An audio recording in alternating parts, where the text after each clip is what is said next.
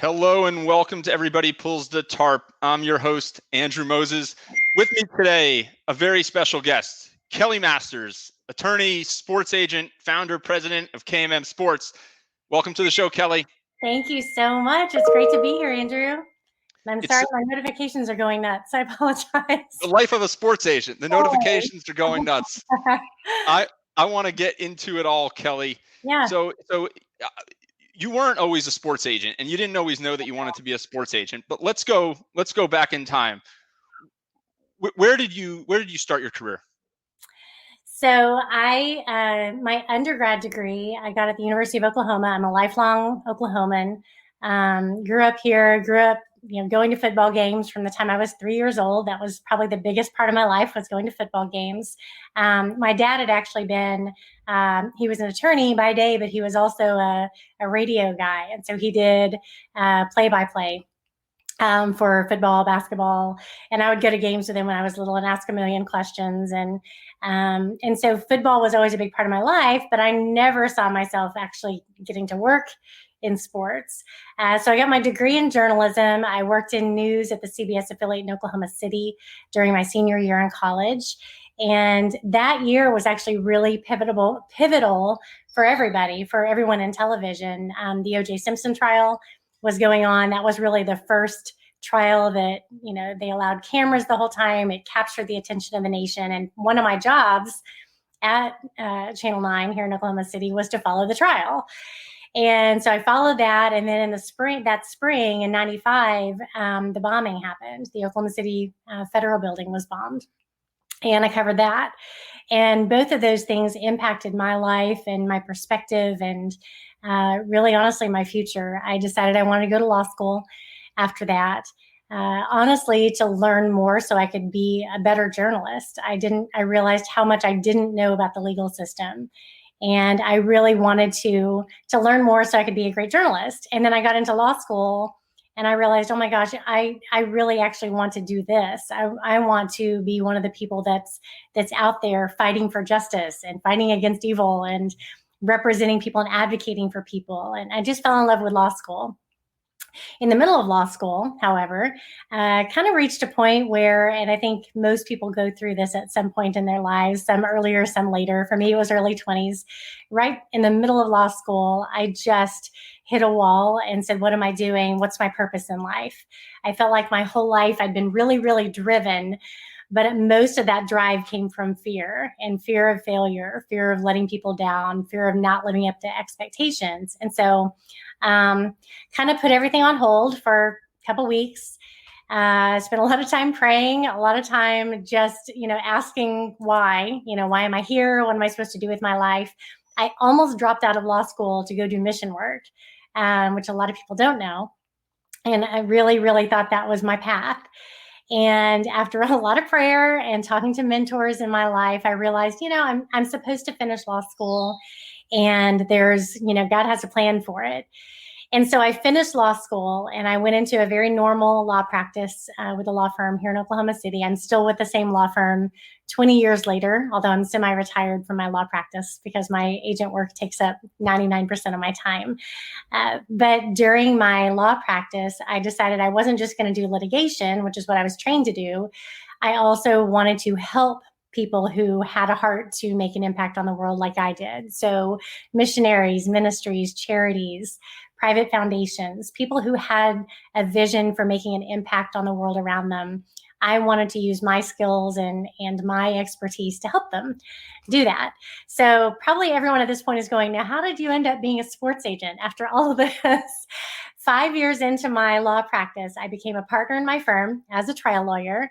I'd also developed a substantial practice in nonprofit law. And I got a call from a former NFL player and his family. They had started a foundation, had run into some issues, legal issues. They needed to hire an attorney and they hired me. And that opened the door and opened my eyes to the world of professional athletes, the platform that athletes have, the resources that they have. And most athletes I've found want to make an impact. They want to give back. They're grateful for the opportunities that they have because of their talent and their hard work. and their resources, and they want to make a difference. And I felt like I had won the lottery, not because I made money right away. I didn't. It took years to actually make a profit, but and it's a very expensive business to be in. But I knew that I had found what I was called to do, and that was use all my background, all my experience to help professional athletes navigate their careers and make an impact. So Kelli, thank you for sharing all of that. And Yeah. as you and I have talked about, this show is called Everybody Pulls the Tarp. And it's all based upon a philosophy that I have, that great teams, great organizations are powered by individuals who contribute far beyond the boundaries of what's expected and their job descriptions.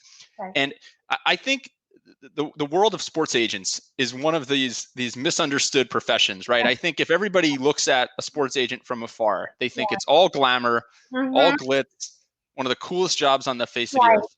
Right. But it's one of these jobs that requires incredible work ethic, incredible tenacity, and incredible client service. So maybe talk for a minute about some of the things that people don't see, behind the scenes. When I tell people, and I'm sometimes reluctant when I'm traveling and people ask, what do you do? I'm reluctant to say sports agent because they automatically think Jerry Maguire and show me the money and, red carpets and, private jets and all of that. And really my job, well, in normal years, this has been a really, really abnormal year. So I'm just basically on my phone, on FaceTime or on Zoom constantly. But normally I am on the road every week of the year, 52 weeks of the year. My life is running through airports and rental cars and hotel shuttles and sometimes sleeping in the airport or, going to a game on a Saturday night and then, not sleeping, driving through the night, getting to the airport, flying to an NFL city, going straight to an NFL game, meeting with a family and a player that night, discussing life, getting up the next morning, meeting with the general manager, flying to the Monday night game, going to the Monday night game, taking the player and his family to dinner, getting up the next morning, meeting with that team. And so it's on the go constantly. It is managing a lot of personalities, a lot of issues. I grew up like a lot of people, a huge sports fan, going to games or watching games on ESPN or on TV. And now there's so much that I know that happens. For example, a player gets hurt, and in football, 100% of the time, some player at some point in his career is going to suffer an injury, whether it's major, minor, hopefully they're minor, but injuries happen. And when you see it, you see the player either carted off or walked off and everyone cheers. And then everyone goes back to watching the game. And as an agent, if I have a player that goes down, first of all, I typically go to games every single weekend. This year will be different. I'm not going to be traveling to games. I'll be watching on TV, but I'm always monitoring every one of my players' games. And so I know where they are, what they're doing. And if a player gets injured, I'm on the phone with the trainer. I'm putting in the call to the second opinion doctor. I'm working with the team on, are we going to do an injury settlement? Are we going to go rehab? I need to protect his workers' comp rights. We need to set up an appointment with a second opinion doctor, maybe the surgeon. And so there's a list of 15 things that I'm doing immediately from the time the player goes down on the field until he, ends up after the game on crutches or in a boot or whatever. So it's all those details. And even when a player is cut or traded, it's easy as fans to just see that as another transaction. Oh, my team made a trade. And it's Not actually this individual's life. It's a life. And there's usually, his wife, his kids, his family, his dog, his cars. What are we going to do about the mortgage? What are we going to do about finding him a place to live in the new city? How are we going to get the car and the dogs and the kids there?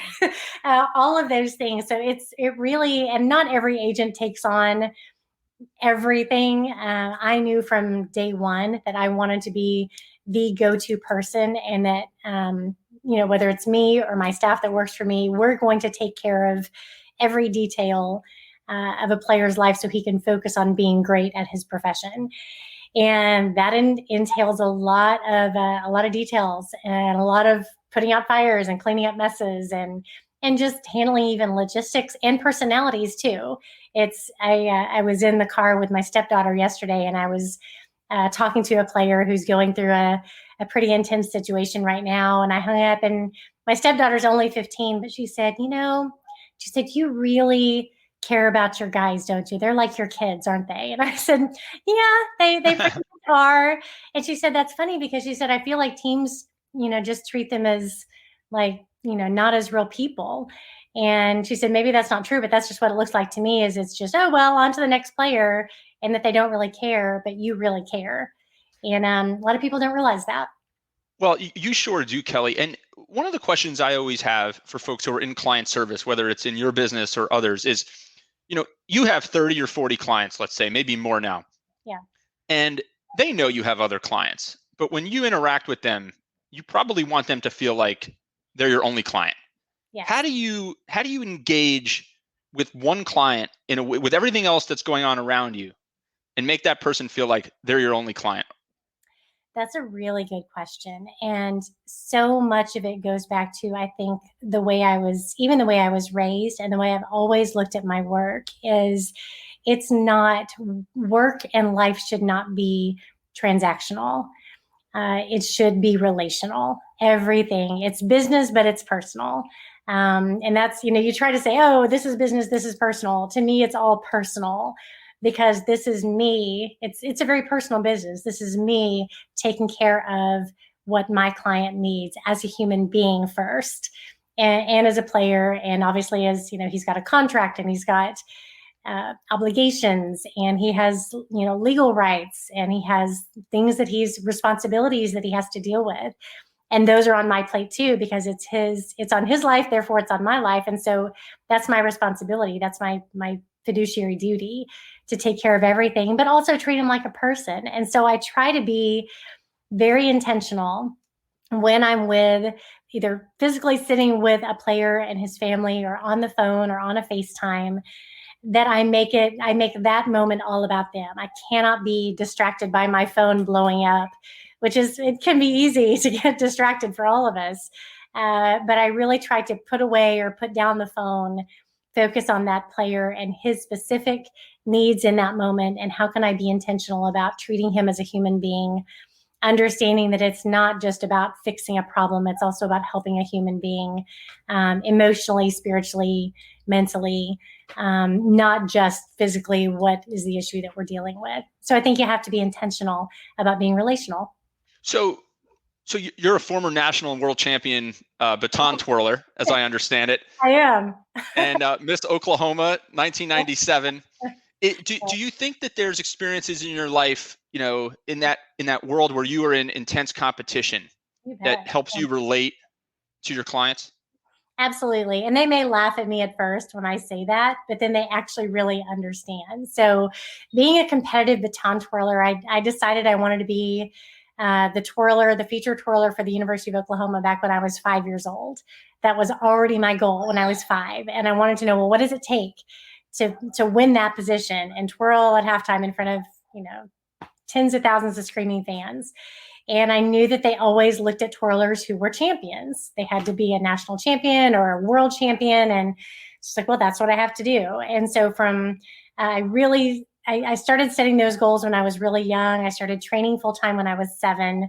I trained 7 days a week, 4 to 6 hours a day, every day of the year, including holidays. I didn't take days off. I took a day off maybe here and there every year or two. But I didn't take full weeks off at a time ever, from the time I was 7 until I retired when I was 22 and hung up the batons and went to law school. But I know what it's like. Even though I didn't play football, I know the sacrifices, and I know what it means to go the extra mile and to know that you have to work harder than your competitors, to push through injury, to take care of your body, to get plenty of rest when you can, and put the good things in your body that you need to recover, to be, all those things. So I understand the sacrifices that it takes, time-wise and discipline-wise, to be a goal setter and a goal achiever. And so those experiences, even the failures, the falling flat on my face, the coming in last in a competition, I think my first time at national competition, I was 64th place. And I worked my entire year for that one performance, and I came in 64th. And that stunk. That was awful. That was embarrassing. I think there were 100 competitors, and I was 64th, so I, didn't even make the top half. I worked my tail off the next year, dedicated, took it to a higher level, got more coaches, more coaching. And the next year I was 5th. I placed in the top 5. And the following year I became a national champion. And so I know how it feels to feel like you're a failure. I also know what it's like to push through hard hours when nobody sees. People don't see the hard work behind the scenes. They don't see what it takes. And even the hard work of my coaches, my choreographer, my everyone that played a role, my parents, everyone that played a support role in helping me reach those goals. It wasn't just me. It took everybody. It took everyone on the team working together to reach that goal, just like you said. And it's about doing the extra and being willing to do the things that nobody sees. So you talk about being willing to do the things that nobody sees. In 2010, you made some history. You had the first you became the first woman in history to represent a first-round pick in the NFL Draft. Yep. And I know you navigated some adversity and plenty of folks who doubted you along the way. Yeah. Did everything that you just described help in your mind prepare you to overcome some of those hurdles and some of that adversity? Oh my gosh, of course. It's, when people see, and I want, when people hear me or I get up to speak and the person that's introducing me talks about, she was the first woman to do this and she was Miss Oklahoma and she's a champion and blah, blah, blah. I want to get up and go, y'all, like I have failed way more than I've succeeded. I spent a lot more time in the valleys than I have on the mountaintops. And I want people to know that when they see people having success, it's because those people have suffered a lot of pain and setbacks and failure. And I did not, I sat in that green room with my client, and I often laugh about it. I am not, like, I'm the worst at promoting myself for my own success. I don't have a single picture from that night. Like, I didn't post anything on social media. I didn't do interviews until months and months later, and I had to be convinced to talk about it. But I was so focused on, I'd set a goal to represent a first rounder. And, it took a lot of pain. It took years of not making any money, having to borrow money to live, having to work 24/7. It felt like, get turned down, fall on my face, fail miserably, get rejected over and over and over and over again. And even be told by mentors that, hey, Kelli, it's time to quit. I had to push through that. All of that. And if I had had an easy life to that point and had not experienced adversity or setbacks, I don't think I would have made it. I really don't. Was there one moment though in particular where you felt like, this might be it? Like I might actually give up, or did you never have that moment? I hear people that allow themselves to have like 3-day pity parties and then they can pull themselves out. My pity parties last about 60 seconds at the most, when I'm like, this is horrible. I can't do it. And nobody's listening to me. Nobody cares. Nobody wants me to succeed. And I'll spend about maybe 60 seconds there. And then I'll go, you know what? Doesn't matter what anybody else says. Doesn't matter how I feel right now. I know that I'm called to do this. I know in my heart of hearts, I'm supposed to be here. And no matter what it looks like, I'm going to stand, even if it takes just standing in faith when nobody else has faith in me. I'm going to have faith that I am supposed to be here. And I'm going to keep persevering and pushing through. I remember, and I talk about this moment a lot, actually, because it was so pivotal in my life. But I was approached at my very first NFL combine by an agent that was probably at the time the most successful agent in the business. I looked up to him, and he walked up to me, didn't know me, but, I stood out obviously because I was one of the only women in the room. And he walked up and basically told me I didn't belong there and that women would never experience success in the business and would never be respected. And that I needed to find something else to do with my life. And if I had not had to overcome and push through some really painful stuff in my past, I wouldn't have been prepared to handle that moment. And in that moment, instead of saying, "Oh, you're right, I'll never make it. You're successful. I'm not going to be," I looked at him and I said, "You know what? You're going to have to deal with me. because I'm not going anywhere, and I'm going to prove you wrong. And I did. You did, and you've got that on the one end of the spectrum, and then you have that moment in the green room where your client, his phone rings and that NFL team calls him. What's that moment like, and how does that feel for you at that point? Very emotional. It was a dream come true for him, for me. Really, I didn't look at it as my night at all. I didn't look at it even as necessarily an accomplishment for me. Just signing him and getting someone to believe in me was the accomplishment of, yes, I competed. I finally got here. Now it's time to get to work. Now it's time to do my job. So I saw that moment as his moment. And I felt the pressure and the responsibility, the immense responsibility on my shoulders, and the weight of that, okay, my task, my job is to walk through this moment with him and make sure that nobody hurts him, make sure that he gets the contract he deserves, that he's protected, that he maximizes all of his opportunities, that he's able to make the impact and build the legacy that he wants to build. So in that moment, I was thinking about my responsibilities. I wasn't thinking about, yay, let's celebrate. He was, and I wanted that moment to be etched in his memory forever. Sometimes when things happen, it can be a blur. I didn't want it to be a blur for him. I wanted him to truly embrace the moment, enjoy it with his family, and then know that I had his back no matter what. And so for him, it was this amazing breakthrough moment. For me, I just felt the weight of the responsibility. There's so much talk, and rightfully so, in the world today, in the business world, in sports, about diversity. Yeah. Gender, ethnic, racial, social orientation. Sure. What do you think?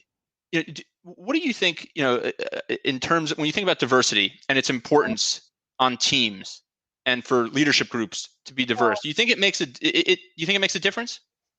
It does. I have a bit of a different approach to it. And I actually wrote an op-ed several years ago that was picked up, I think, on either USA Today or Fox News, or someone picked it up, about the need for women in leadership in the NFL. And I hated the title. They kind of made the title a clickbait. Like, you want to fix the NFL's problems? Put a woman in charge. I'm like, oh, that's not exactly what I said. I 100% believe in the value, and it's been proven over and over, the value of having diversity of thought, having people from different backgrounds, men, women, different races, different cultures. When you bring together a diverse group, you do have greater perspective on how to bring solutions to the table. And so I 100% believe that is true, that reaching better solutions and developing better leadership and better direction for an organization, for a team, for a company, I do think that requires diversity. That being said, I don't think, and I hold to this, I don't think that people should be put in situations where they feel like they are obligated to hire a certain gender, a certain race, just to meet some, okay, now we're diverse. I don't, because that creates, I don't think that, women or people that look different should be given preference. I just think they should be taken seriously and given the same advantages, the same opportunities, equal opportunity. So I believe in, when I walk in, I don't want to be hired just because I'm a woman. I want to be hired because I'm the best person for the job, who also happens to be a woman. Because it just creates an environment where, I've seen an environment created where diversity is forced, and it creates resentment. It creates lack of respect. It creates some bitterness. Instead, my goal, and especially as a woman who happens to have become a trailblazer, an unintentional trailblazer, I wanted to not just say hire more women, hire women as agents. I wanted people to go, oh, women are just as capable and can be just as successful as men, even though it's a male-dominated field. I just wanted to break that barrier and see fairness and equality. And I think when we create that environment where women aren't viewed as someone who, where women are just as capable, and in some respects better and more qualified in certain ways, if we can get rid of prejudices against women and minorities, then we're accomplishing our goals. So I believe in diversity, but I believe in equality. I absolutely love that, Kelli, and I think there's nothing greater than when you've got folks from different backgrounds, Yeah. different ethnicities, of different sets of experience coming together to figure out whatever is best and make an industry better, a team better, Yep. an organization better. And you sure are living proof of that. So Kelli, before I let you go, when people look back many years from now and your career is over, what do you want the legacy of Kelli Masters to be?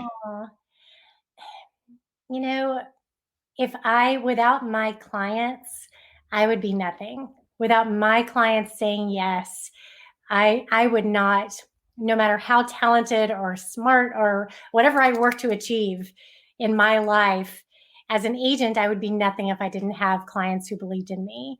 And so I want my legacy to be my clients saying, Kelli believed in me. She made a difference in my life. She helped make me the person that I am. So I want my legacy to be the impact that I made on other lives, and that hopefully I inspired and encouraged people with my own life. I never want to be thought of as someone who is intimidating or who is better than anyone else.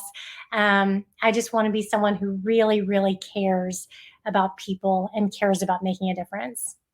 Kelli, this has been such a pleasure. Thank you for joining Everybody Pulls the Tarp, and best of luck to you and all your clients here in these coming months, which is certainly unique in the world and in sports for sure.